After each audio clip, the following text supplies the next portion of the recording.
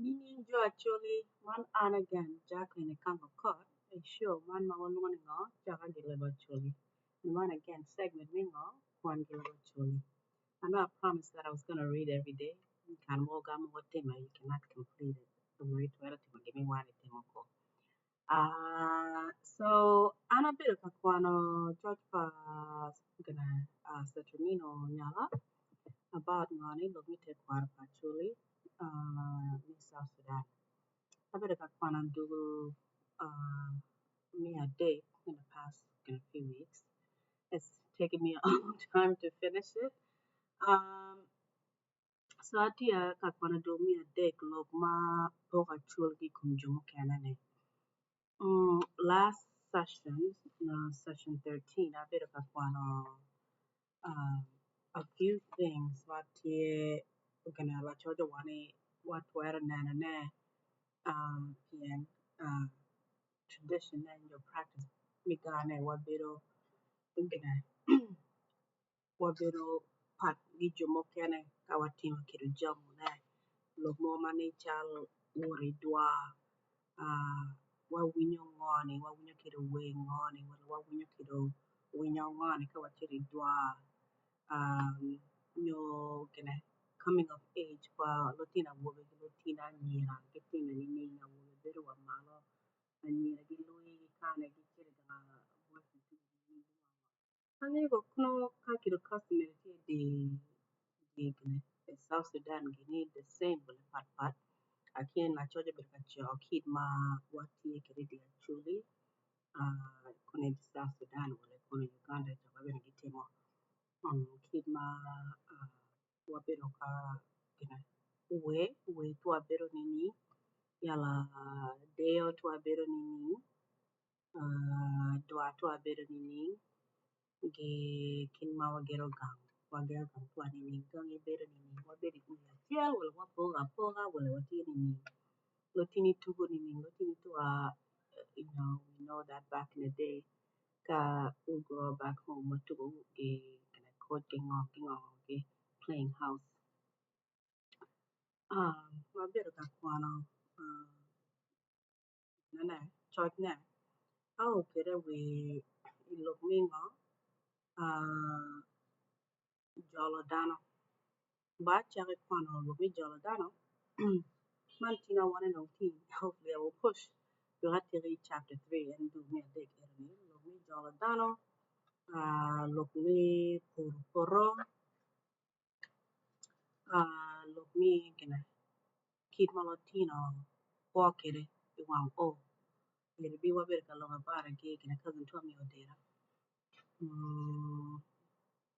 ka do let him kid what you do me and when I'm hoping I can finish do me a big team and dig a child do me and when I'm trying to be committed and keep momentum so one year ni gam what my papa child do again dua will can I do not tell you one what you do give my what you do get to again yala lutina wo beginning of kero get malo kiro pat molo lungan ngo togo malo no ngabo malo gi lar ko lo bolo lar pa nyira gi lwe kuja lakini nyira por gi ne yo mi lwe ga ma boy tu man lo mi jolo dano la chojo choni no lo mi jolo dano ni ikara ma abedo kapenyo lo dira choli ano ne lo tina choli pe koyo ngat mo kari la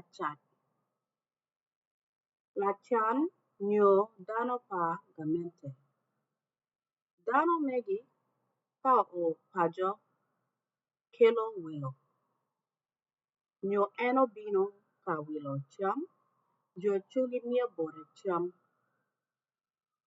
pi luak gi ot buru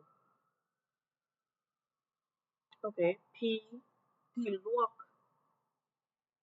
actually it's not easy lo mia bore nga cham ka o jolo eno bino ka lo mia bore cham pi luak gi ot buru Lutina chuli timo kit man pien chikwa wajoni Excuse me, my computer sent me a message. Chikwar, what you need? Ka welo mo keken odonyo buri ipajo Mary. Imi bore cham, pi, kongo gi od buru. Kit ma Jo Acholi petie ki ot ma ogero pi welo pi man welo obino gang. Wun gang weko welo buru I ot tedo. Ka welo man kono obedo latin anyaka gimiyo en buru gi lotino anyira magang. So it's just a very brief paragraph. But Jolo Dami Kajibino gang. Simple. We still do that today. Even Loro they do this. It's nothing. It's too different from Kimoloro Gijolo Gedano Kare Wiluguma Patpate. I guess a bino imio idi kono chum gamara or luck economy tau now they make room kaburu. You make extra bed come on extra guest room. There's no space. Gonna get in the living room, get in the couch. Well, get in the room for lotini don't care any get parents to get room too. But in man what you know, can you been getting in the way out material kitchen. Latina nyaka kono mere chip puridi latina nyiro mechanical space tia kamal latina nyiro. It's a very brief paragraph about Kimo Jolly Adamo. Okay? So now a deed of Lomingo, Puruporo. The Puruporo or Choningo, a chulity gay ngom. Macho Michiro Chum. Man Benegina chill, Makilo Awaha between Dano. Pien gin Puru Chum, Maparapat. Wanoni Dano. Milo Tubo. Madi Giba. Gin Bino. Iloba Choli. Kawilo Chum. Drop your comments. Wandungoni Lorema Kwa Chok Kia Chuli Nakajui Ginpe Neo Jolo Willow. Really? I don't know. I'm just asking. And puri bachiri kangaloro more gigam kuye Africa to know kagi jolo dan mabe jolo dan mabe so one actually can mangyo jolo dan mabe. What do you think? Ubi ubi kanga loro more jol in my bed. Keep my jol gitana kereni will get in marriage. And you only American ka idong will look like Pamuni, he can't tell America again. Growing up, it's a Liwurigi, Kagin American, no near Jordana Kone. For lad, when you get a chill, Gilliwuri Kabura chill. You cock a brunette get in me, reconaling gate king on again. In a year. You got airbed tea, you blow up airbed in the airbed and then Kaburu. Lopinion Kimiracho, Lokila Kilako. Kiri come to Anikala will be a kilo pea, kilo chum, be served down on it. It'll opinion, can you read? The lure going on, you uncle. Go on, in the American mo, I don't mean American moko. The killer that they go, depending income. Julie, Neko, keep my jola danako. Yalla, Kinachiro, Damali would paramomi a Julie, but Julie, my bed. When you know a chill. Ucho no breakfast uteri me uteri breakfast ka one latina nyira what tero breakfast ka chawa cham kunyo bodano ni art what cleaning art even ka chel kono ga chores man ti wati mo gin ka chel ka tero chami tero lunch when gliwur when you tero lunch you serve your family pa liwur ne do bero chal gang too yala abi wera ge kana France mo machal me Nigeria gene you jolly it minute chama wa jolly dano it actually lo serve in cha one lo pinyo ke tie ma be lo serve in America burma be in a space ma did maybe sometimes in a bedroom in Kenya lo kelo lo serve meal ma duong lo outings, thing like that. So I find that Kinmawa Jola Danani it's not too unique. Lakin kidalorog mi gang di ginane in the South Sudan kuja angerong ko kolo jola na mabe. When I was growing up, I pictured Galiwora spend the night. I used to go to my friend's house to spend the night. Give me gina bari. Galiwora ni ka chere gang tugi. Maybe because me di be ako. Walura chere kitchen. Walura. And liwara ni kono mun gang tugi. Walura. Pian me ne pemere me. And mir ni kitchen perga. Ugare clean. Lo tere ya beneko. Learn ugare clean. Lo bere ya beneko. Ena ugare room keken. Kumiro chamu gi bedroom. Kumiro na TV mo na gi bedroom. Kumun. Maybe because they're a small family, they're not used to being around down with doom. One could have been a family my deep, that but I had a lot of kids and we had a big house. So it was normal for us to have guests in a house and y'all down on my bed. Like every time it's not something that I enjoy doing. But because one way we were taking at the time growing up, every weekend every day I spend time getting wood. Gang to be, wood dinner eating gang. I think my parents were strict, no one required gas. It's really gonna wood can visit. But I never need y'all down at least maybe not body when you better go again. Kid one nano kid and then Millie Water. She was not very nice. She's maybe I don't know.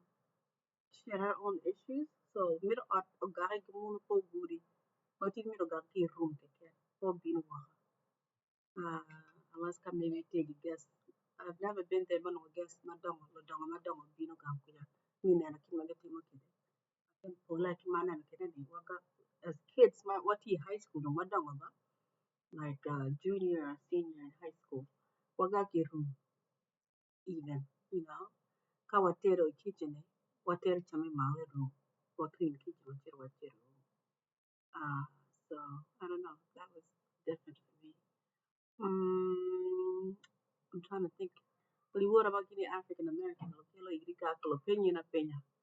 Ka kono bene ko itagi cage cause no iluoro one Kenya or binega, because he been a culture well me igana ki bin ka visit. Kujelo penya yinta Kenya niko butunga no ngero. Koyo neri ka bogi kelire lingi koyo neri ki neno gidi wo like winter time munone. Miri pain miri be direct the culture in it. Igana ko culture to the part. Abi chere gama ni wara mo mi Rwanda. Give it a tell one. They offer you chum, wutero ka chill, chum giri ka chill, clean ka chill, wear ka chill. In my bed, get all down on my bed. Me Rwanda get all in my bed. Yeah. So another look we jollo down on it. It's not too unique, it's not too different, it's not too distinct. I can't angya ko dum kinwa wa po ka kedi kom jomo mati this kono South Sudan ni ngami Africa ko ni ka jolo go jolo dan pat do kinwa na ke kan po dan ni jolo dan wa be na me yi ga me ni le necessity when me mira no tiro art kono toiletries ke towels bedding when tiro extra tea art on me burki as gas ka burbe no gi ne oni ka gas ni no kan wangi ko mani no so it's not a huge issue. The only shock is Kininigang friends, Matia Kono African American or American, something like that. They're not used to look at me Joladano hospitality. Mogo gingia mergi practice like in mogo gingia or kimi Joladano. Yeah, so mostly feature them to be a bit of malo me the eye chira. And gingia Joladano. So anyways, puro Tano Bino Loro Gibino yo ngoma chuli ginene the one you growing chum wajak moon.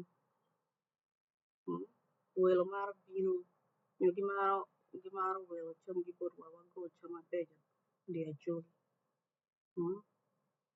Nengo itien mapol inongo ni welo buru gi kech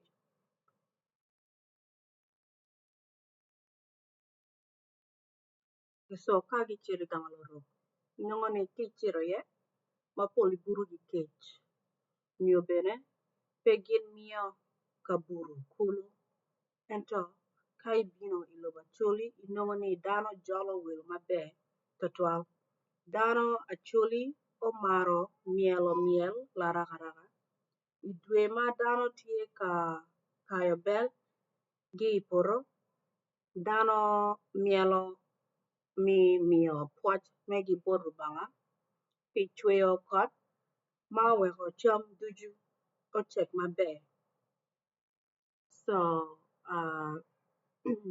ineno ni wagro cam mabeco welo bino bene ka welo cam gibodwa yala wajolo dano maber lakin neno ni ka wacito bulodo gini ging'eyo jolo wan maber ma wajolo gikini yala puro poro ni ka wapuro poro maber kare mogo dano miel in celebration after harvesting or during the harvest time and give thanks to Rubanga ma wapuro poro especially since kare mogo you can't really protect ka kot bi chwe wala chwe ko ka drought bino wala bino ko ing'eyo ko kiny cham bi check maber wala check maber ko so jo acholi maro miyo pwoc bo Rubanga kaga wino wuro maber okay so ichweri dano tye miel tye celebrating yala man subsection ini ochoni ngoni lotino kich ko I wang o okay wachocho choni ngo Igang Acholi wanongo ni di kala acel tye gi wang o dano mukene tamo ni wang o obedo mi kacoke gi wang otieno keken ento ka waneno matut cik kwara pa Acholi wanongo ni wang o tye pol mada mi acel wang o obedo kacoke pa dano gi wang otieno mi aryo wang o obedo ka ma lutino nongo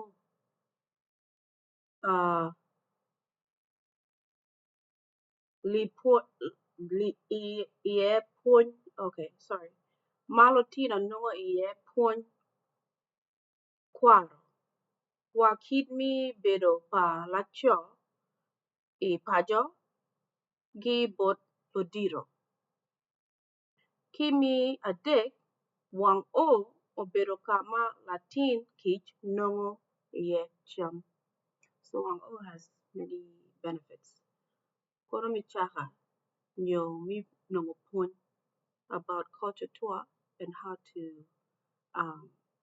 for young men how to become men basically is what he's saying okay much me Latino awobe ma I don't know this word every time I put your word in I don't know the word me mau gele OGELE what is that mau gele aye makuru dok dano manamu iwang o gin pe bedo ikom nyo pien ento dano megi duju bedo I wi kitana golo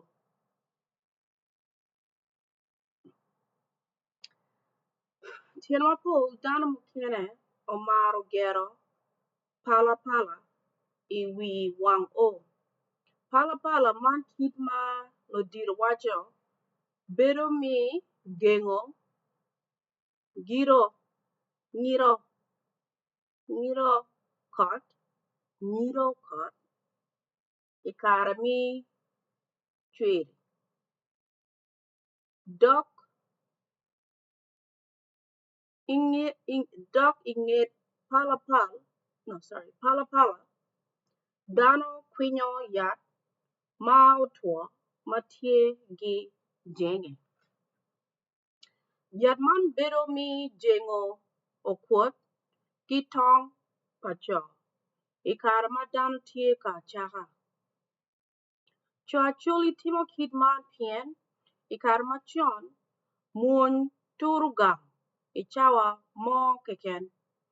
Ci co ka tye i wang inongo ni ringo i ot tyen mapol doko tek. Ka okuot ki tong tye i tep pala pala ci inongo ni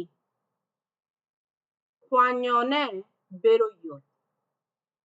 Okay, straightforward. I kare ma co tye ka Chaka i wang i cawa man bene nongo mon tye ka tedo. Ka mon oneno ni co dong otyeko gure i wang mac, dako acel acel kwanyo kwon tero i wang Mon ka o i wang gin ma pe keto kwon piny ento nongo tye lutino awobe aryo nyo adek ma tic megi aye mi gamo cam ki i cing mon. I nyim cam lutino awobe aryo cito ka kelo pii. Latin awobi acel kelo pii mi lwoko cing ka latin awobi mukene kelo pii amata. Latin awobi ma okelo pii lalwok cing en onyo pii man i awal ma tye ladieri ci miyo bot lodiro pien cik kwar waco ni lodiro aye myero ocak lwoko cinggi. Lodiro ka otyeko lwoko cinggi gin miyo pii but lutino. Ka dano ducu otyeko lwoko cinggi kwon dong cako wot i kin dano ento kwon man pe woto ata. Cik kwar mito ni ladit ma ocako lwoko cing aye ma myero ocaki tingo kwon. Ladit man tingo kwon ki cing acam ingwinyo ka miyo awal kwon bo ladit ma tye i tung cing mi lacam.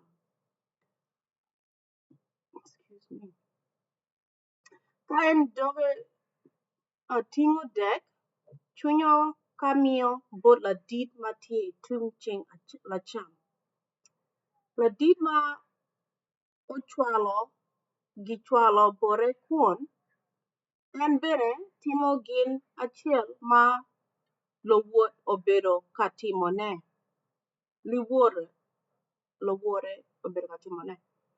Man aye kit ma kwon wire kwede i kin dano i wang Ka kwon ki dek me acel otum woko gin kwanyo kwon ki dek mukene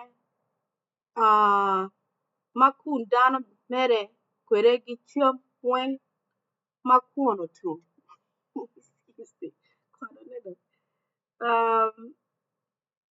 Dano mi Acholi ka tye gi cam buko lok bedo peke pien cik mito ni dano myero owok kwon.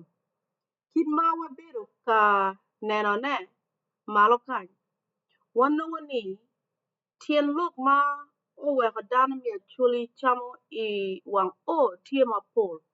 Ada co omaro cam i wang kit man wek ka latin kic ka kwor i kin dano onong cam. So they do it so in case there's an orphan i kingi kuja manongo twero nongo camgi kamoko wek latin obedo kiny ka winyo lok i wang bene nongo camgi kwogi. So watieko neno kama Jo Acholi chamo iye gi weng otieno ento tye lok acel ma pe wagamo ni mon Acholi kono maro cam kwene gi wang otieno. Waniang maber ni chik kwaro pa Acholi pe miro ni mon ocam ki co kacel. Okay? Dong ilobo Acholi ki wang otieno mon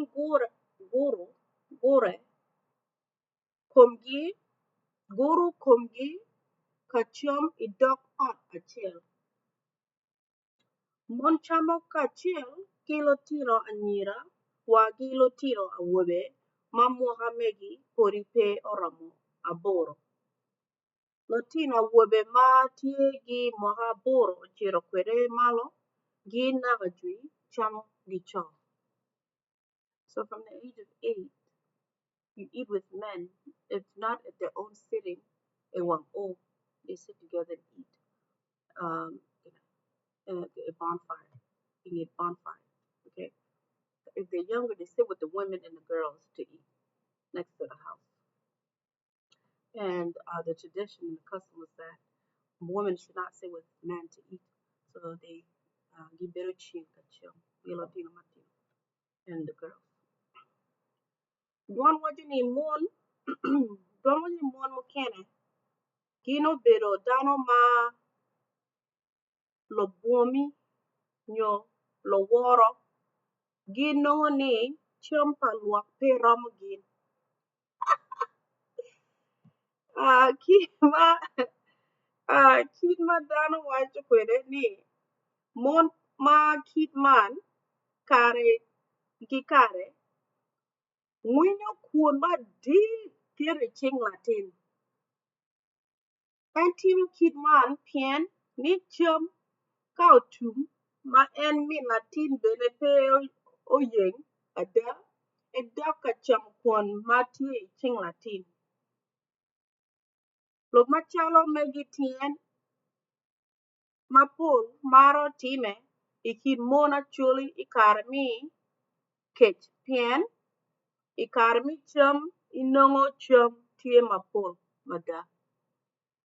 So for the women, after you serve the men and the older boys or the boys over the age of 8, cham dong whatever's left over, mon gi cham gi Latino Martino and the girls. So kake jopuro i kar ma cham Ramadan ko ne mon mo tye greedy. Kolo tye sharing cham gi ngwenyo kon mandi and they hide it in Latin. So that gets on the two no gicha cham gi kon ma ti ching Latin to you know ngwenyo ma di ki ching Latin when you cham gi edom. So mono just greed, at least that's what he's saying. But is it fair that chogi no cham yellow moon gi maget ribe glotina ma duong cham rom gin ko? I don't know. What do you guys think? Drop your comments.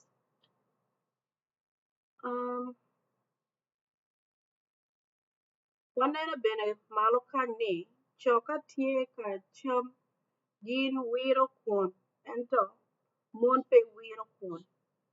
Gin bedo rumo kuon adunu maku nongo gin okero atubu dek ario gi awal kuon ario ka nyimgi.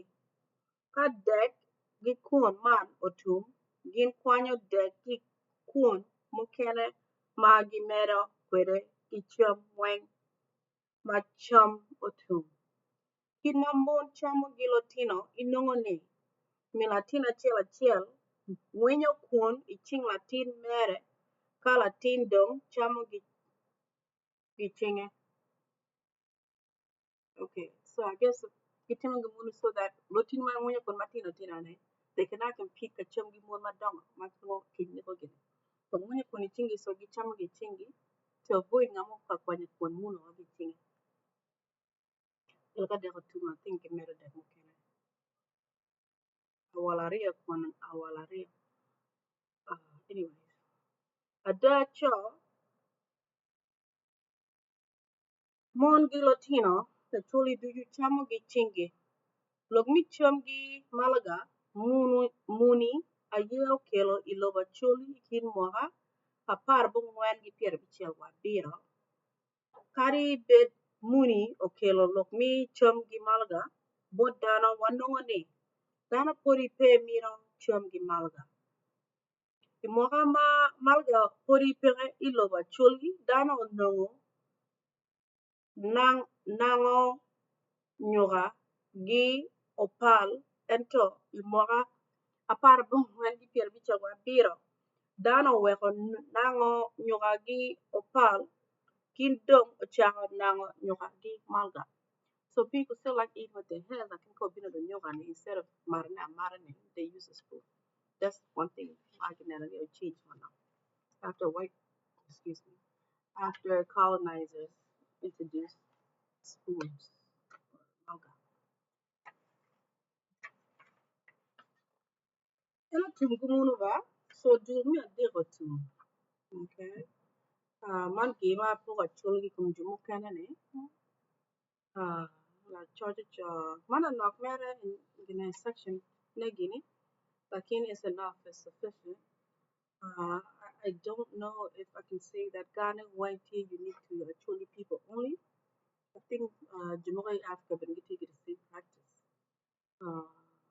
But it's sufficient enough to understand we Dana young born in the better in the children better in the Jordan and the poor for an in the Doan in the very one own in the chum in the Gergang in the wear in what did they look like? Did Dana change in the actual land? I guess maybe because at the time Dana was Jaga Ruben, man, actually was I want to Ruben Glow, okay? Keep watch out changing man enough. Level changing man enough. Yeah, I find that actually polar made it South Sudan in no one because of colonization or invasion. You know, polar Arab Ruby actually went. That's given.